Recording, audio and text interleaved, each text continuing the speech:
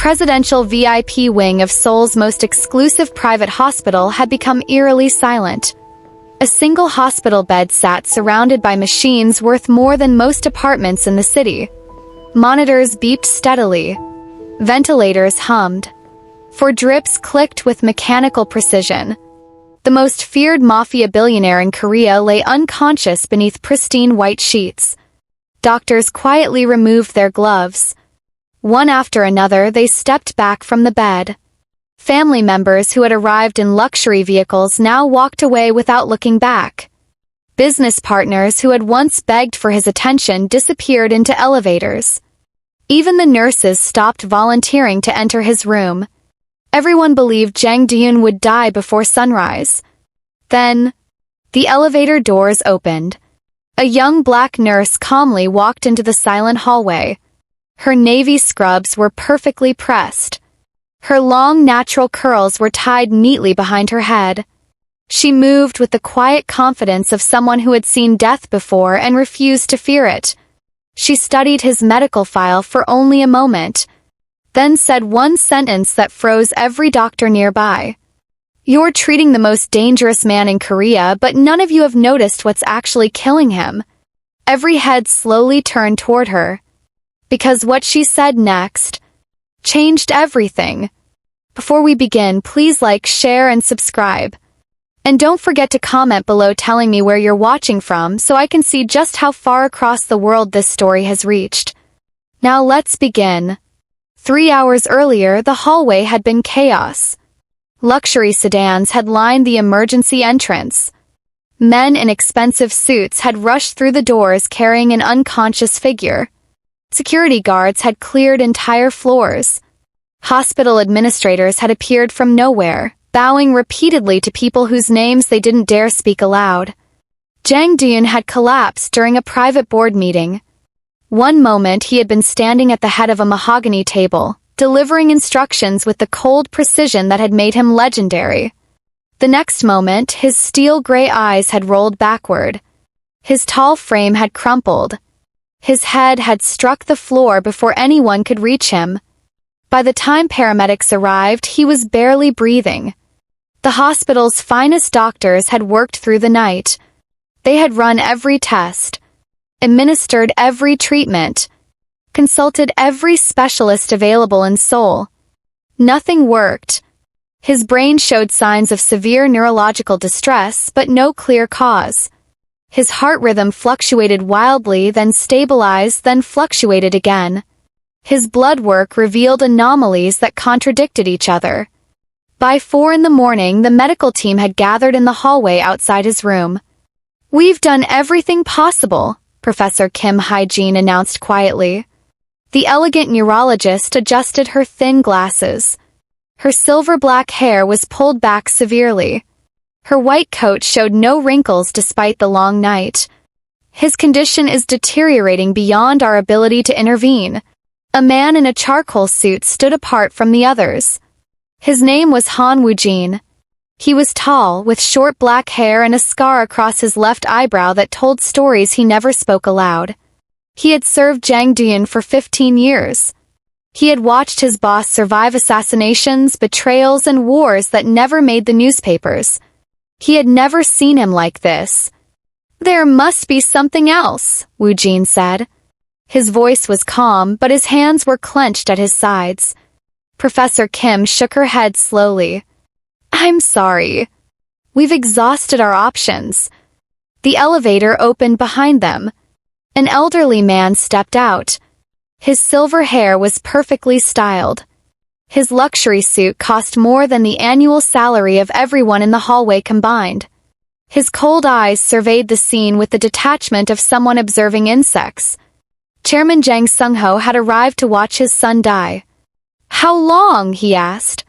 No greeting. No concern. Just calculation. Professor Kim hesitated. "Hours.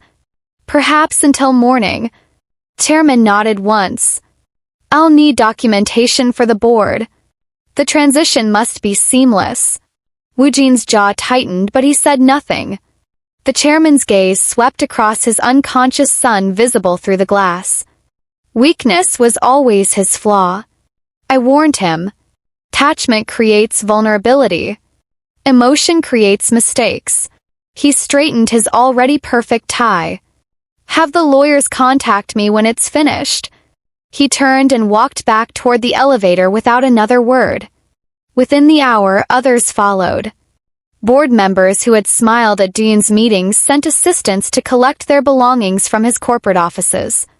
Business partners released carefully worded statements distancing themselves from his ventures. Even security personnel began quietly updating their resumes. By the time Zuri Adebayo arrived for her shift at 6 in the morning, the presidential VIP wing had become a ghost town. She noticed immediately. The hallways that should have been filled with staff were empty. The nurses' station that should have been busy was abandoned. The expensive machines surrounding the corner suite were running on automatic, their data unmonitored. She stopped a passing orderly. Why is no one attending the patient in the VIP wing? The young man glanced nervously toward the suite. That's Chairman Jang's room. So. He lowered his voice. Everyone knows who he really is. What he's done. The things he's ordered. He shook his head. No one wants to be the last face he sees before he dies. Bad luck. Bad karma. Bad everything. Zuri frowned. He's still a patient. He's a monster, the orderly whispered. The doctors have given up. His own family has given up. Even his bodyguard just stands there staring at nothing. He stepped back. Trust me. Stay away from that room. He hurried away before she could respond. Zuri stood alone in the hallway for a long moment. She thought about the patients she had treated during her humanitarian work. Warlords in conflict zones. Criminals in emergency rooms. Men who had done terrible things and still deserved medical care because that was what healers did. She thought about her grandmother's voice. The woman who had raised her in Lagos. Who had taught her that compassion wasn't about judging who deserved it. Everyone bleeds the same color, her grandmother used to say. Everyone fears death the same way. Our job is not to decide who lives. Our job is to fight for everyone who can. Zuri picked up a tablet from the abandoned nurses' station. She pulled up the patient file for room 1. What she found made her stop breathing. She read the file twice. Then 3 times. Her hazel brown eyes narrowed. Her expression shifted from confusion to concern to something that looked almost like anger. She walked toward the VIP suite. Han Woojin stood outside the door like a statue. His eyes tracked her approach, but he didn't speak. I need to see his full medical history, Zuri said. Woojin studied her. The doctors have already reviewed everything. Then they miss something. And you won't. Zuri met his gaze without flinching. I don't know yet, but I won't walk away without trying. Something flickered in Woojin's expression. Surprise, perhaps. Or the faint memory of hope. He stepped aside. Zuri entered the room. The space was larger than most apartments. Floor-to-ceiling windows overlooked Seoul's glittering skyline. Fresh flowers sat in crystal vases. A leather couch faced a private entertainment system. Everything spoke of wealth beyond imagination. But her eyes went straight to the bed. Jang Dean lay motionless beneath white sheets. His jet-black hair, usually slicked back with precision, had fallen across his forehead. His fair Korean complexion had turned pale. His steel-gray eyes were closed. Even unconscious, he commanded attention. He was tall, she could tell even with him lying down. Lean and athletic beneath the hospital gown. His face held sharp features that might have been carved from stone. A black and gray Korean dragon tattoo began behind his right ear and flowed toward his collarbone, visible where his gown had shifted. She could see the edges of full-sleeve tattoos on both arms.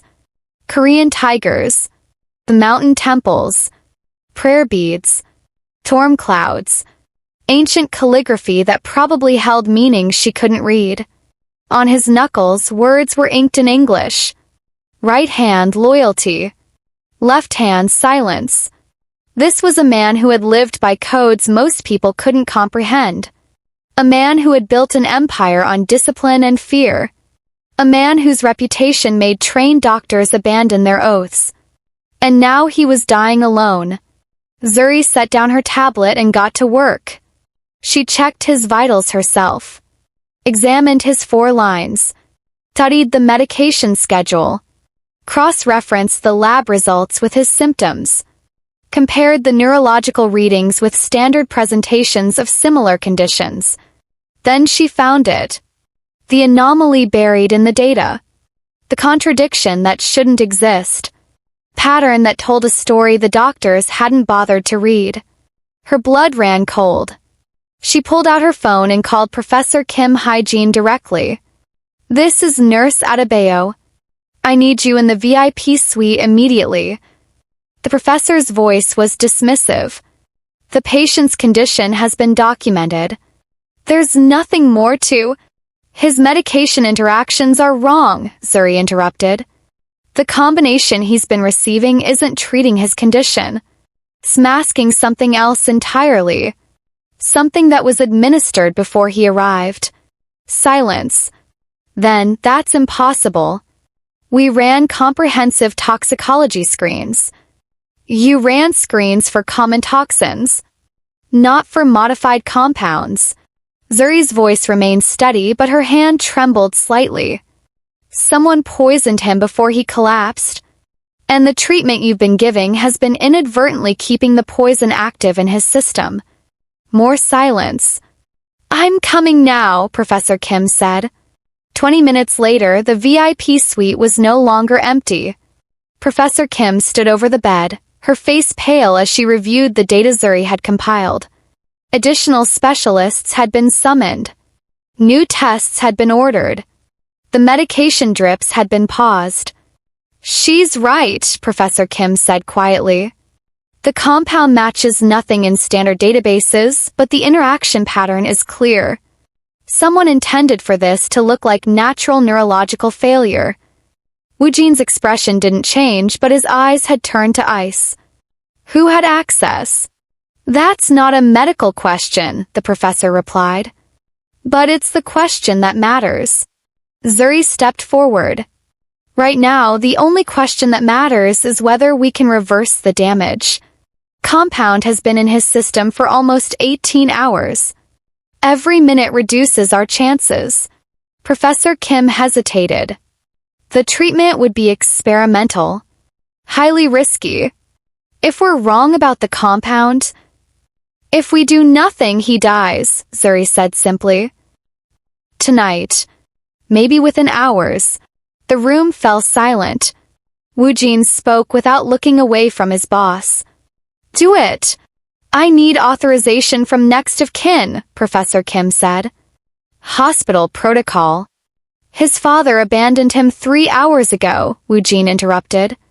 "His mother died when he was 7. He has no siblings, no spouse, no children." He finally turned to face the professor.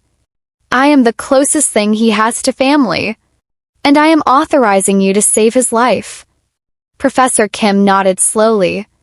"Prepare the intervention." The next 4 hours became a blur of controlled chaos. Zuri worked alongside the medical team, her calm presence anchoring the room when panic threatened to take hold. She monitored vital signs, adjusted dosages, flagged complications before they became crises. Twice Dean's heart stopped. Twice they brought him back. The third time his vitals crashed, even Professor Kim stepped away from the bed. "We're losing him." Zuri didn't move. She studied the monitors, checked the medication pump, examined the foresight. "Increase the antagonist by 15%, she said.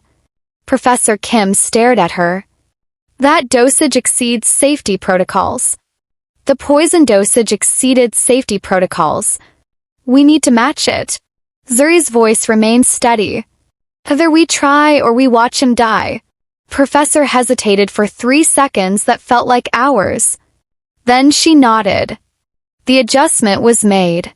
For 90 seconds, nothing changed. The monitors continued their alarming patterns. The machines continued their warnings. Then, slowly, the heart rhythm stabilized. The oxygen levels improved. The brain activity readings shifted from chaotic to calm. Mrs. Eun Park, the senior ICU nurse who had reluctantly joined the team, let out a breath she had been holding. He's stabilizing. By dawn, Jang Deun was no longer dying. He was still unconscious. Still critical. Still requiring constant monitoring. But the immediate threat had passed. Poison had been neutralized. His body had begun the slow work of healing. The medical team filtered out gradually, leaving only essential staff. Professor Kim took Zuri aside in the hallway. That was impressive work, Nurse Adebayo. It was necessary work. Professor studied her for a long moment. You understand that you've now saved the life of a very dangerous man. A man with powerful enemies. Enemies who clearly wanted him dead. Zuri met her gaze. I saved a patient. That's what I'm trained to do. And when those enemies learn that their attempt failed, when they discover that a nurse from the humanitarian program is responsible for their failure, Zuri hadn't considered that. She considered it now. Then I'll deal with that when it happens, she said finally. But right now I have a patient to monitor. She walked back toward the VIP suite before the professor could respond. Dean remained unconscious for 3 more days. Zuri worked double shifts to monitor his recovery. She adjusted medications, tracked neurological progress, documented every fluctuation. She ate her meals in the small chair beside his bed and caught brief naps in the staff room down the hall. Other nurses offered to take over her watch. She declined. He responded to your presence during the crisis, Professor Kim noted during rounds. His vitals consistently improve when you're in the room, deteriorate slightly when you're not. That's coincidence, Zuri said. Perhaps. But until we understand the full extent of the poison's effects, we'll continue whatever seems to work. So Zuri stayed. She talked to him sometimes. Not because she expected responses, but because the silence felt heavy. She told him about Lagos, about her grandmother, about the patients she had treated in conflict zones who had taught her that healing wasn't about worthiness, it was about humanity. My grandmother used to say that everyone has light inside them, she said one evening as the sun set over Seoul. Even people who have done dark things. The light doesn't disappear. Just gets buried. Hidden. Forgotten. She adjusted his foredrip. I don't know what you've done. I've heard the whispers. Seen the fear in people's eyes when they say your name. She paused. But I've also seen a man that everyone abandoned. A man whose own father walked away without looking back. A man whose enemies tried to kill him and almost succeeded because no one cared enough to look closely. She sat back in her chair. Maybe you are a monster. Maybe you've done terrible things. But right now you're a patient. And as long as you're my patient, I'm going to fight for you. In the darkness of the room, a machine beeped steadily. And beneath closed eyelids, something shifted. The next morning, Jang Deun opened his eyes. Zuri was standing by the window, reviewing lab results on her tablet when she heard the change in his breathing. She turned slowly. Teal gray eyes stared at her. They were unfocused at first. Confused. Then slowly, gradually, they sharpened. Tracked across the room. Took in the machines. The sunlight. The flowers. And finally her. For a long moment, neither of them moved. Zuri had treated powerful men before. Warlords who commanded armies. Politicians who controlled nations. Men accustomed to fear and deference from everyone around them. She had never felt anything quite like this. His gaze wasn't aggressive, wasn't threatening, but it was absolutely, completely focused, as if he was cataloging every detail about her. The pattern of her scrubs, the arrangement of her hair, the rhythm of her breathing. She approached the bed slowly. "Mr. Jang? Can you hear me?" He didn't respond. "I'm Nurse Adebayo. You're in the hospital. You were very sick, but you're recovering now." Still nothing. Just that unwavering stare. "If you can understand me, please blink twice." 2 slow blinks. Zuri exhaled with relief she hadn't realized she was holding. "Good. That's good. I'm going to notify the medical team. We need to run some tests now that you're awake." She turned toward the door. His hand caught her wrist. The movement was weak, trembling, barely more than a touch, but it stopped her completely. She looked back. His eyes hadn't left her face. His lips moved, but no sound came out. He tried again. This time, she heard him. "Who?" His voice was rough, damaged from the ventilator. Barely a whisper. But she understood. "I'm the nurse assigned to your care," she said gently. "My name is Zuri." His grip didn't release. "You stayed." It wasn't a question. It was a statement. As if he had heard everything she said while he was unconscious. As if he remembered every word. Zuri nodded slowly.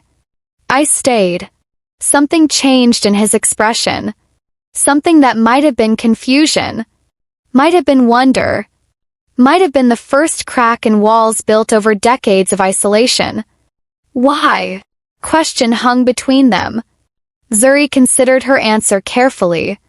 She could have offered professional platitudes, medical explanations, the standard responses she had given hundreds of times before.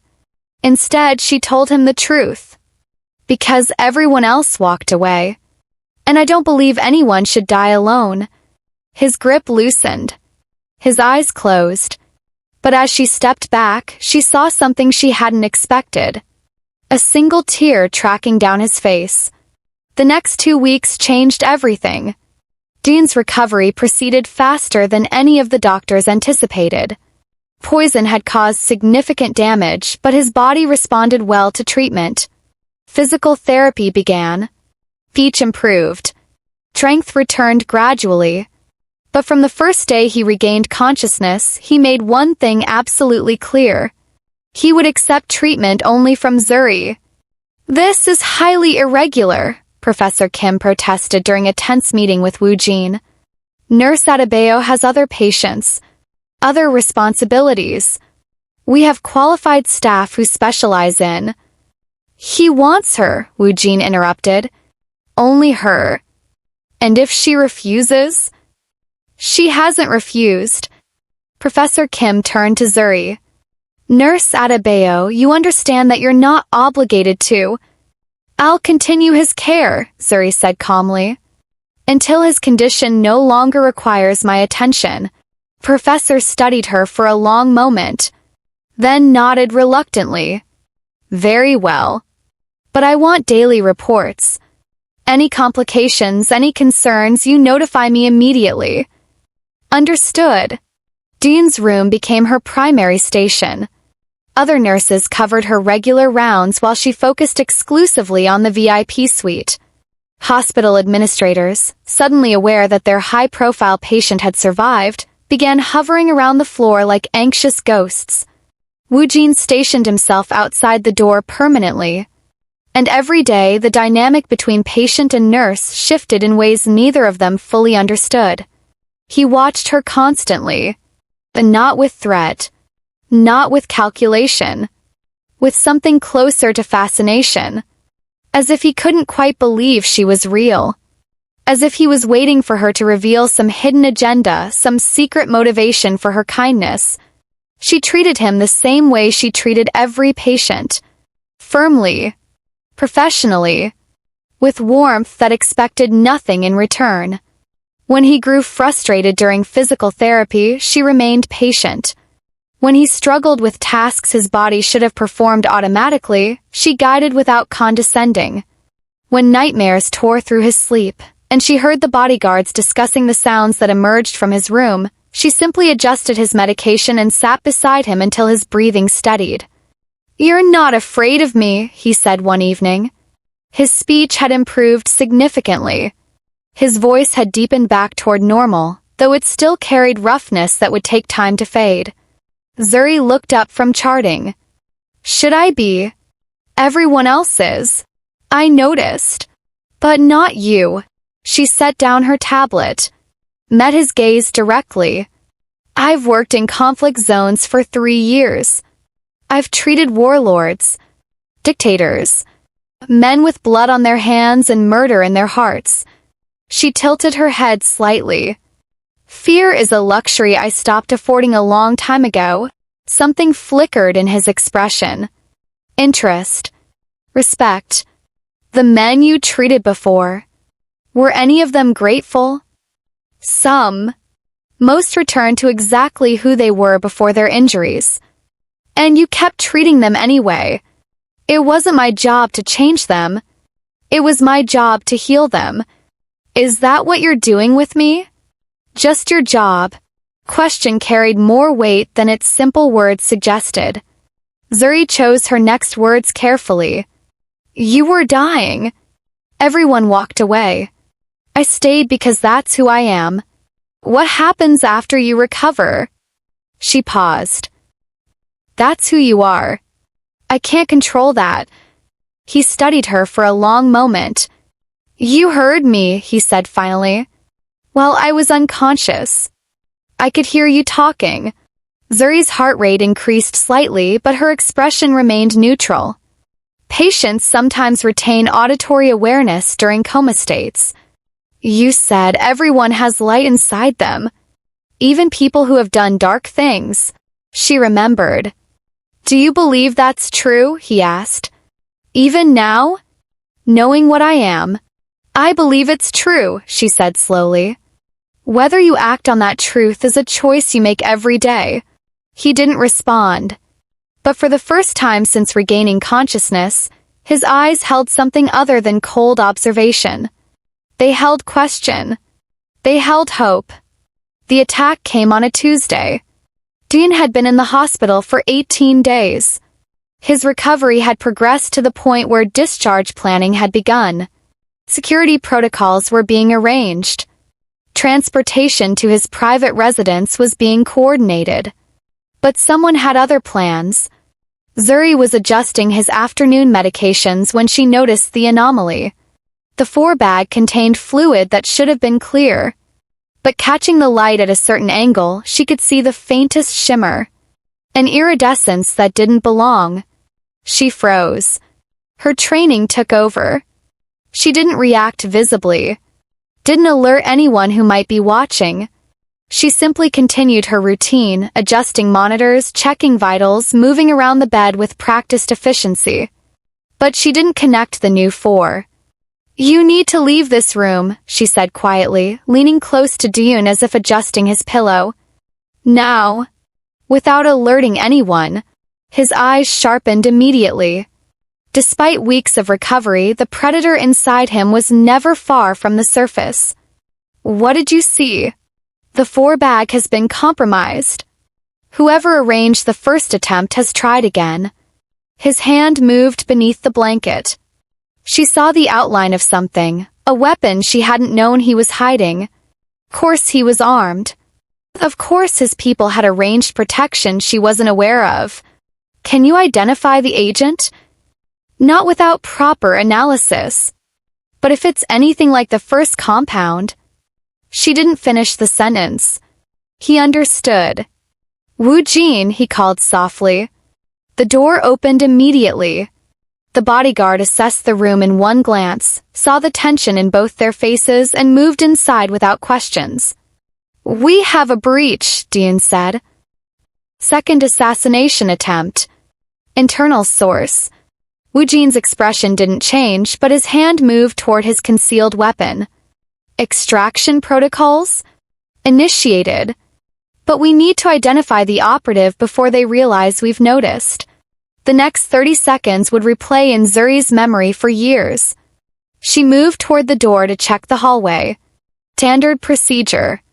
Expected behavior from a nurse monitoring a patient. She never made it. A figure emerged from the medication storage room across the hall. Male. Hospital scrubs. Face she vaguely recognized from orientation weeks ago. He saw her. Saw that she was looking at him. Saw something in her expression that told him the plan had failed. His hand came up with a syringe.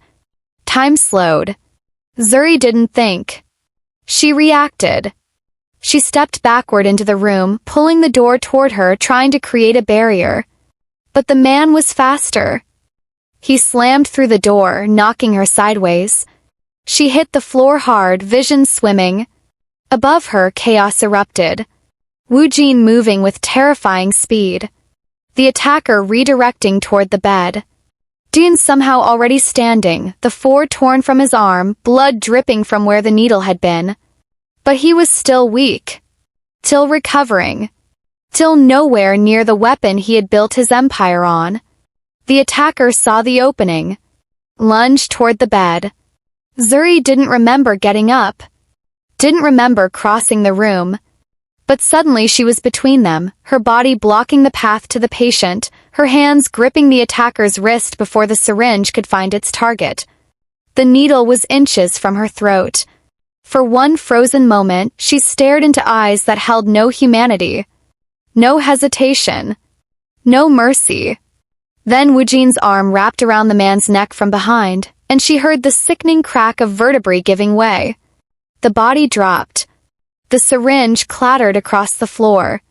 And Zuri finally remembered to breathe. Dean reached her first. His hands gripped her shoulders, steadying her shaking form. His eyes searched her face with an intensity that bordered on desperation. "Are you hurt? Were you injected? Answer me." She managed to shake her head. No. I'm okay." He didn't release her. His fingers tightened on her shoulders. His breathing was ragged, from exertion, from fear, from something she didn't have a name for. "You stepped in front of it," he said. His voice cracked. "You put yourself between the syringe and me. Why would you do that?" "I don't." "Why?" The word was almost a shout. Almost a plea. "I'm not worth dying for. Nothing about me is worth your life." Zuri finally looked up. Met his steel gray eyes. Saw the terror there. Not fear of the attack. Not fear of his enemies. Fear of losing her. "You're my patient," she whispered. "I protect my patients." Something broke in his expression. Something that had been locked away for decades. Something that he had buried so deep he had forgotten it existed. His forehead dropped to rest against hers. His hands trembled on her shoulders. Zuri. Her name. Just her name. But the way he said it held entire volumes of meaning. She didn't pull away. The aftermath consumed the next 48 hours. Security teams swept the hospital. Staff were interrogated. Records were examined. The dead attacker was identified as a low-level operative inserted into the hospital specifically for this purpose by Cha Hyun-ki's organization. Woojin brought the findings to Dean personally. "The rival syndicate has been planning this for months," he reported. "Your collapse wasn't natural. They arranged the initial poisoning. Everything since then has been orchestrated to finish what they started." Dean sat by the window, dressed now in his own clothes rather than hospital gowns. The tailored black suit had been delivered that morning. He looked like himself again, powerful, controlled, dangerous. But his eyes kept drifting toward the door. Toward the hallway where Zuri was completing her shift. "And the nurse?" Dean asked quietly. "She's being transferred. Hospital administration believes the VIP wing is too dangerous for regular staff now." Where are they sending her? Pediatric unit. Other side of the building. Doon's hand curled into a fist. The word loyalty stood out starkly against his knuckles. Block the transfer. Woojin hesitated. Sir, that would require. I don't care what it requires. She stays on this floor. She stays assigned to me. Until I decide otherwise. Woojin studied his boss with an expression that held equal parts surprise and understanding. You've never done this before. Done what? Cared about what happens to someone after they stop being useful. The words hung between them. Doon turned back toward the window. She saved my life. Multiple times. She stepped in front of a syringe that would have killed her because I was behind her. His voice dropped. No one has ever done that. Not once. Not in my entire life. She's a nurse. She was trained to. Training doesn't make someone throw themselves between a needle and a mafia boss. Doon's jaw tightened. Something else does. Woojin was silent for a long moment. You're not just blocking the transfer because you feel indebted, he said finally. Are you? Doon didn't answer. He didn't need to. The next 3 weeks became something neither of them had anticipated. Zuri remained on the VIP floor. Her transfer was cancelled. Her responsibilities shifted to focus primarily on Doon's continued recovery and the security protocols surrounding his extended stay. But somewhere between medical care and protection, professional distance began to dissolve. It happened gradually. A glance that lasted too long across the room. A brush of fingers when she checked his pulse. Conversations that extended past necessary consultations and drifted into personal territory. He told her about his mother. How she had died when he was 7. How his father had responded by demanding perfection rather than offering comfort. How he had learned year by year that emotion was weakness and vulnerability was death. She told him about Nigeria. About her grandmother's stories. About the patients who had shaped her understanding of healing and redemption and the complicated spaces where good and evil overlapped. They talked about music. About food. About the differences between Korean family structures and Nigerian ones. About the weight of expectations from cultures that demanded more than anyone could reasonably give. He smiled for the first time since regaining consciousness. It happened late one night when she accidentally mispronounced a Korean word he had been teaching her, creating a sentence that apparently involved a fish performing surgery. The sound of his laughter startled both of them. It was rusty. Unfamiliar. As if his body had forgotten how to produce it. But it was real. And it changed something fundamental in the air between them. I didn't know you could do that, she said softly. Neither did I. His eyes met hers in the dim light of the hospital room. You're making me remember things I spent years trying to forget, he said. Who I was before this life consumed everything else. Before I became someone people only feared. Is that bad? He considered the question. I don't know yet. His hand reached toward her, hesitated, then withdrew. I don't know how to be anything other than what I've been. But when I'm with you... He trailed off. What? I want to try. The words fell between them like stones dropped into still water. Zuri knew she should step back. Maintain professionalism. Remember that he was still technically her patient and any emotional entanglement violated every ethical boundary she had been trained to respect.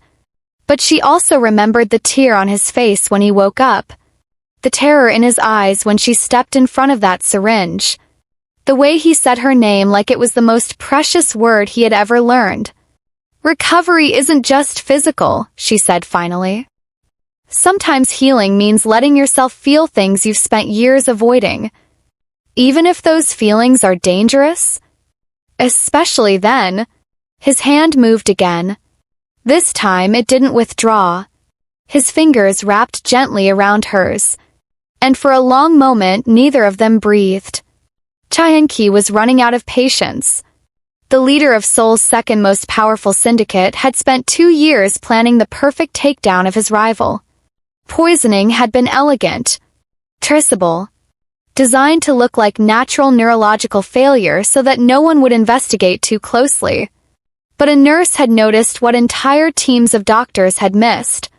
And now Jang Do-yoon was not only alive, he was stronger than ever.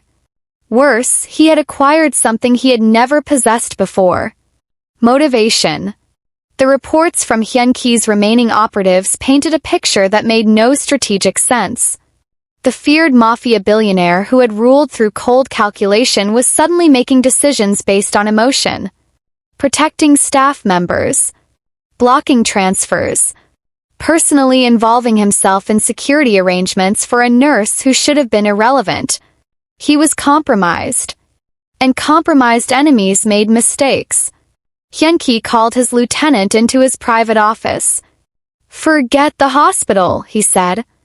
"New approach. We take the nurse." "Sir, Ji-yoon has clearly developed an attachment.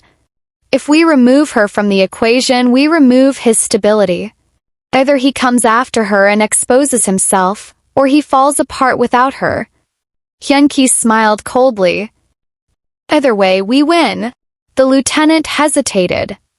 Taking her creates different risks. International attention. Diplomatic complications. She's not Korean, Nigerian authorities might. I don't care about diplomatic complications. I care about eliminating Jang Do-yoon and claiming what should have been mine from the beginning. Hyun-ki stood, adjusting the cuffs of his dark navy suit. Find her patterns, her routines, her weak points, and then we remind Seoul's greatest predator what it feels like to lose something he can't replace. The attack came a week later. Zuri had just finished her shift. The sun was setting over Seoul, painting the sky in shades of orange and purple. She walked toward the staff parking structure, her mind still half occupied with medication adjustment she wanted to discuss with Professor Kim the next morning. She didn't notice the van until it was too late. 2 men emerged. Fast. Professional. Before she could scream, before she could run, a chemical-soaked cloth covered her face. The world went dark. She woke in a warehouse. The smell hit her first, industrial chemicals, rust, dampness. Her hands were bound behind her back. Her feet were secured to a metal chair.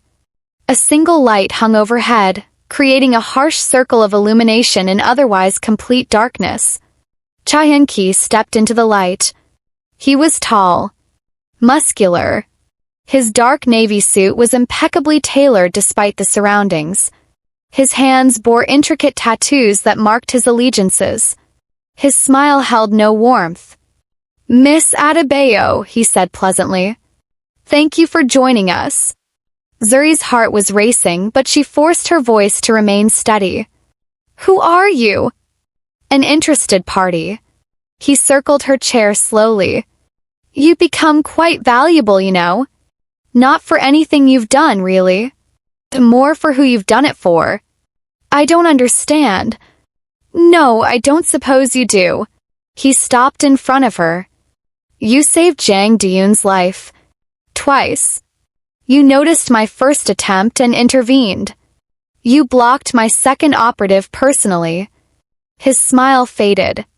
"You have become an obstacle to something I've been planning for a very long time." Understanding dawned. The rival syndicate. The assassination attempts. The war that Do-yoon's people had been preparing for without her knowledge. She was caught in the middle of it. "I'm just a nurse," she said. "I have nothing to do with your conflicts." "But you do." Hyun-ki leaned closer. "You have made Seoul's most dangerous man vulnerable. Emotional. Distracted." His eyes gleamed. "And now you're going to help me finish what I started." "I won't help you kill him."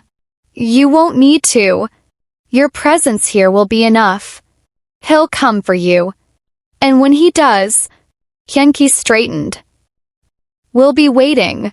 He walked back into the darkness. Make yourself comfortable, Miss Adebayo. This may take a while. The news reached Duyun within the hour.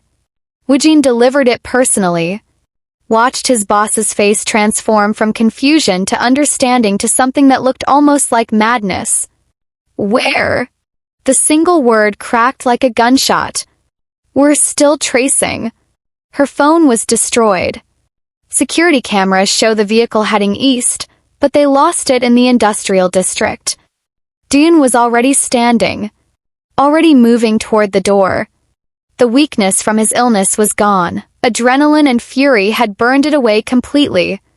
Duyun? Woojin blocked his path. This is what they want. They're using her to draw you out. If you charge in without preparation, then what do you suggest? Duyun's voice was barely human. That I wait? Plan? Strategize? While she's in their hands? I'm suggesting that we be smart about this. Gather intelligence. Position our people. Strike when we have advantage. And how long will that take? Woojin hesitated. Hours. Perhaps longer. Hours. Duyun's hands clenched. The words loyalty and silence stood out starkly against his knuckles. Every hour she spends with them is an hour where anything could happen. Where they could hurt her. Use her. Kill her and send me the evidence. I know. Then you understand why waiting isn't an option. Woojin met his gaze. I understand. But I've served you for 15 years. I've watched you build an empire through discipline and patience. What you're proposing now is neither. What I'm proposing now is the only thing that matters. The words hung between them. Woojin had never seen this before. Not once. Not in a decade and a half of violence and strategy and cold calculation. His boss had always been capable of distance, of sacrifice, of treating people as assets rather than this. You love her, Woojin said quietly. Don't you? Duyun didn't answer. He didn't need to. Then we do this right, Woojin said. We find her. We extract her. And we eliminate anyone who touched her. He stepped aside. But we do it together. With proper support. Because she would never forgive you if you died trying to save her. Duyun closed his eyes. When he opened them again, some of the wildness had receded. 3 hours, he said. After that, I go regardless. Woojin nodded. 3 hours. Took 2. Duyun's network was vast and motivated. By the time his convoy arrived at the warehouse in the industrial district, they had full schematics, guard positions, and communication frequencies. 12 vehicles. 47 personnel. Enough firepower to level the building if necessary. But that wasn't Duyun's plan. I go in alone first, he announced. Woojin started to protest. Duyun cut him off. They're expecting a full assault. They'll have countermeasures. Traps. Maybe explosives. His jaw tightened. If they see an army coming, their first move will be to eliminate the hostage. But if they see one man, they'll see weakness. They'll see an opportunity. And while they're focused on that opportunity, your teams move into position. It was insane. It was reckless. It was exactly the kind of emotional decision that Woojin had warned him against for years. But it was also the only plan that prioritized Zuri's safety above everything else. If you die in there, Woojin said quietly, everything we've built falls apart. Duyun looked at him. If she dies in there, I fall apart anyway. He walked toward the warehouse entrance without looking back. Chaeun-ki was waiting in the main room. A dozen armed men flanked him. Zuri remained bound in her chair, a guard standing behind her with a weapon pressed against her temple. When Duyun entered alone, Hyun-ki laughed. I expected many things from you, old friend. Arrogance. Violence. Ruthlessness. He spread his hands. I didn't expect love. Doon's eyes went straight to Zuri, assessed her condition, saw the fear she was fighting to hide behind calm professionalism. "Let her go," he said quietly. "Your quarrel is with me. But that's precisely the point. You've made her a quarrel. You've made her a weakness." Hyunki circled toward Zuri's chair. "2 weeks ago, I could have threatened anyone in your organization and you wouldn't have blinked. But this woman..." He reached down, gripped Zuri's chin, forced her face upward. "This woman has turned the great Jang Doon into something pathetic." Doon's hand twitched toward his concealed weapon. "Ah!" Hyunki gestured. The guard pressed the barrel harder against Zuri's temple. "1 more inch and she dies before you can draw." Frozen. Completely frozen. For the first time in his adult life, Jang Doon had no power. No leverage. No control. He had only fear. "What do you want?" he asked. "I want what you have. Your territory. Your businesses. Your influence." Hyunki smiled. "And I want you to sign it over. Right now. In exchange for her life. If I sign, you'll let her go? If you sign, I'll let her go. You stay here." She walks away. Hyunki produced a tablet. "All your assets. Everything. Transferred to my control. And in return, your precious nurse gets to live." Doon didn't hesitate. "Show me where to sign." "Do you know?" Zuri's voice cut through the warehouse. He looked at her. Really looked at her. Saw the determination in her eyes despite the weapon at her temple. "Don't do this," she said. "I'm one person. What you're giving up affects thousands. Please. Families. People who depend on your organization. I don't care. You should care. That's what makes you different from him." Hyunki laughed. "How touching. She's trying to save your empire while you're trying to save her. Truly a romance for the ages." But something had shifted. Doon was staring at Zuri with an expression that Hyunki couldn't quite read. And Zuri was staring back with something that looked almost like a message. Almost like a plan. "Fine," Doon said suddenly. "But I want to say goodbye first. Goodbye. A moment with her. Before I sign everything away and watch her leave while I stay here with you." His voice cracked slightly, genuine emotion but also calculated vulnerability. "You're taking everything I have. Let me have 30 seconds. Hyunki considered. The request seemed reasonable. Pathetic, even. The feared Mafia billionaire reduced to begging for goodbye time with a nurse. 30 seconds, he agreed. "Then you sign or she dies anyway." Doon walked toward the chair. The guard stepped back slightly, standard procedure, giving the principals space for their moment. That was the mistake. Doon knelt beside Zuri, leaned close, whispered something in her ear. Then his hand moved. Not toward a weapon. Toward the ropes binding her wrists. The knife had been hidden in his sleeve. The cuts were fast. Precise. Before the guard could react, Zuri was free and rolling sideways. And in the same motion, Doon drew and fired. The guard dropped. Chaos erupted. But it wasn't just Doon now. The warehouse doors exploded inward. Woojin's teams flooded in from 3 directions. The firefight was brief, brutal, and completely one-sided. In less than 60 seconds, every hostile was down. Except Hyunki. He had scrambled behind cover during the confusion. Now he emerged with a weapon pointed directly at Doon's back. "You think this changes anything? You think?" The gunshot came from an unexpected direction. Hyunki looked down at his chest. At the blood spreading across his expensive suit. At the hole that shouldn't be there. He turned slowly. Mrs. Eun Park stood in the warehouse doorway.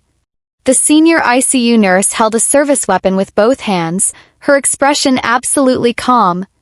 "I've worked in that hospital for 20 years, she said quietly. Watched you people threaten and corrupt and destroy. But I never said anything because it wasn't my place. She lowered the weapon. Today it became my place. Hyunki collapsed. And finally, mercifully, it was over. The aftermath took weeks. Investigations. Statements. Legal proceedings that Dooyin's lawyers handled with practiced efficiency. The rival syndicate collapsed without its leader, absorbed or eliminated in ways that never made the official news. Zuri was examined, treated for minor injuries, and released. She took a week off from work. Spent most of it in her small apartment, processing what had happened. Trying to reconcile the life she had built around healing with the violence she had witnessed. On the 7th day, someone knocked on her door. Dooyin stood in the hallway. No bodyguards. No entourage. Just a man in a tailored black suit with visible dragon tattoos and eyes that held more vulnerability than she had ever seen. "May I come in?" he asked. She stepped aside. He entered slowly. Took in the modest space. The African art on the walls. The photographs of family members he had never met. The life she had built for herself far from home. "I should have come sooner," he said. "But I needed time to arrange some things first." "What kind of things?" He turned to face her. "The organization I built has controlled souls underground for 15 years.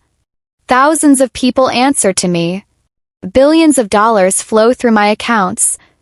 He paused. "I've given it all away." Zuri stared at him. "The legitimate businesses remain, the investments, the properties, but the syndicate itself. I've transferred leadership to Wu Jin and the senior council. I removed myself entirely." "Why?" "Because you were right." His voice cracked slightly. "What I built affects thousands of people. And for years I told myself that made me powerful. Made me necessary. Made me something more than just a man who had chosen violence as his path." He stepped closer. "But when you were in that warehouse, when I thought I might lose you, none of it mattered. Not the power. Not the empire. Not the legacy I spent my entire adult life creating." His hands trembled slightly. "The only thing that mattered was you. And I realized that I don't want to be the man I was anymore. I want to be someone worthy of what you see when you look at me." Tears were forming in Zuri's eyes. She blinked them back. "You can't just change overnight. You can't erase years of—" "I know." He reached out. Took her hands gently. "I know it will take time. I know there will be consequences for the things I've done. I know you have every reason to walk away and never look back." His forehead pressed against hers. "But I'm asking you not to. I'm asking you to give me a chance to become someone different. Someone better. Someone who heals instead of destroys. Dooyin, you told me once that everyone has light inside them. Even people who have done dark things." His voice dropped to barely a whisper. "Help me find mine. Please." For a long moment, neither of them moved. Then Zuri's hands tightened around his. "Okay," she whispered. The word was small, but it meant everything. Public ceremony took place 3 months later. Seoul's most elite gathered in a converted warehouse, the same warehouse actually transformed into an elegant event space as a statement of transformation. Professor Kim attended. Woo Jin stood as Dooyin's witness. Mrs. Eun Park sat in the front row, dabbing at her eyes throughout the proceedings. And when the moment came for Dooyin to speak his vows, the entire room fell silent. He stood facing Zuri in a tailored black suit, the dragon tattoo visible above his collar, his steel-gray eyes holding nothing but love and gratitude. "They all abandoned me when I was dying," he said. His voice carried clearly through the space. "My family. My partners. My employees. Everyone I had built my empire with disappeared the moment I stopped being powerful enough to protect them." He took her hands. "But you stayed. A stranger from another country. A nurse with no obligation to me beyond basic medical care. You saw something worth fighting for in a man that everyone else had already written off. His voice cracked. You didn't save the chairman. You didn't save the crime lord. You didn't save the empire or the legacy or the reputation. He pressed her hands against his chest. You saved the man I had forgotten how to be. The man I buried under decades of violence and fear. The man I thought had died long before my body ever failed. Tears were streaming down both their faces now. If you'll allow me, I'd like to spend the rest of my life proving that your courage gave me a second chance. I want to learn what love looks like without fear. I want to build something new with you. Something that heals instead of harms. He lifted her hands to his lips. Zuri Adebayo. My light. My life. My redemption. He kissed her knuckles gently. Thank you for staying. The wedding wasn't the end of their story. It was the beginning. Dean funded a new wing at the hospital, a research center for rare neurological conditions, named after the grandmother who had taught Zuri that everyone deserves healing. Zuri continued her work, eventually becoming head of critical care with full support for her humanitarian initiatives abroad. Woojin proved to be a capable successor to the syndicate's operations, gradually transitioning the organization toward legitimate business under Duyun's distant guidance. Chairman Jang Sung-ho never reached out, never apologized, never acknowledged that his son had survived. Dean found that he no longer needed him to, and Mrs. Eun Park became godmother to their first child. Years later, when people asked Duyun what his greatest achievement was, he never mentioned the businesses, never referenced the former empire, never spoke of the wealth or influence he had accumulated. He would simply smile, an expression that still looked slightly unfamiliar on his sharp features, and say, I learned how to stay, 'cause in the end that was what had saved them both. Not power, not violence, not fear. Just two people who had chosen to stay when everyone else walked away. And in staying, they had found everything.